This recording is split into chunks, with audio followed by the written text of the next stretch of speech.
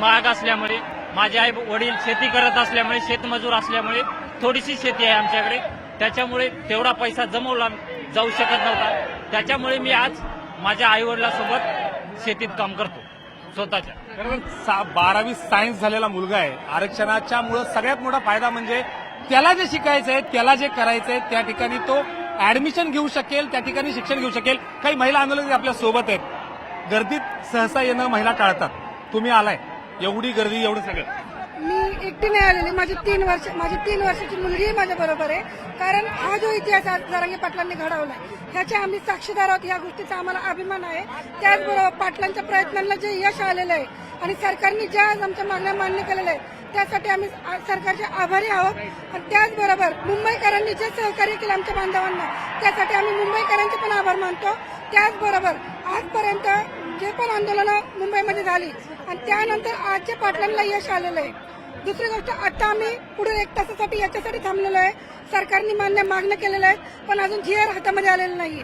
GR जोपर्यंत हातात येत नाही तोपर्यंत आम्ही मुंबई सोडू शकत नाही. कारण आमच्याबरोबर लास्ट टाइमला वाशीमध्ये खूप वाईट घडलेलं आहे. फक्त मागण्या दाखवल्या, ते जीआर निघले नव्हते. आज आम्ही जोपर्यंत जीआर हातात येत नाही आम्ही मुंबई सोडणार नाहीये.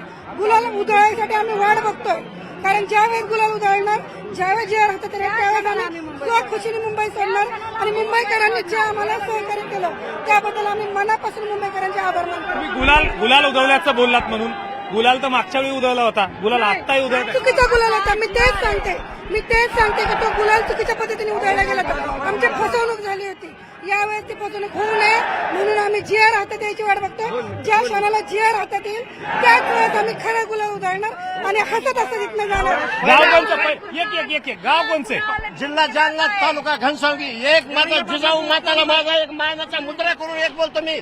आमच्या जे मानाचं, जे आमच्या हक्काचं आरक्षण होतं हे आम्हाला आवश्यक मिळालं. हे आम्हाला विखे पाटलाचा जे कार्य करावं लागेल हे सरकारनं जे आमची मान्य कॉपी जी ती न्यूज 18 लोकमतच्या हाती लिहिली आहे, ही कॉपी आपण बघू शकतो. यामध्ये बघा सगळ्या महत्वाच्या गोष्टी यामध्ये नमूद करण्यात आलेल्या आहेत. बघा यामध्ये महाराष्ट्र अनुसूचित जाती, अनुसूचित जमाती, विमुक्त जाती, भटक्या जमाती आणि इतर व विशेष मागासवर्ग जातीचं प्रमाणपत्र देण्याचं आणि त्याच्या पडताळणीचे विनियमन अधिनियम 2000 यानुसार काही महत्त्वाचे मुद्दे यामध्ये नमूद करण्यात आलेले आहेत. महाराष्ट्रातील मराठवाडा हा एक वैविध्यपूर्ण असा ऐतिहासिक, सामाजिक, सांस्कृतिक ठेवा असणारा प्रदेश आहे. मराठवाड्यातील सामाजिक, भौगोलिक आणि प्रादेशिक परिस्थिती ही उर्वरित महाराष्ट्रापेक्षा वेगळी आहे. महाराष्ट्राच्या मध्य विभागात असणारा हा भौगोलिक प्रदेश संतांची भूमी म्हणून पूर्ण देशात प्रसिद्ध आहे. नंबर 2चा मुद्दा जर आपण लक्षात घेतला यामध्ये, तर मराठवाड्यात इतिहासकालीन प्रसिद्ध अशा 7 वाहन राज्याने राज्य केलेले. पैठण ही त्यांची राजधानी होती. आणि यानंतर काही महत्वाचे मुद्दे नमूद करत आपण जर लक्षात घेतलं तर हा जीआर जो आहे तो काढण्यात आलाय. लवकरच तो जरांगे पाटील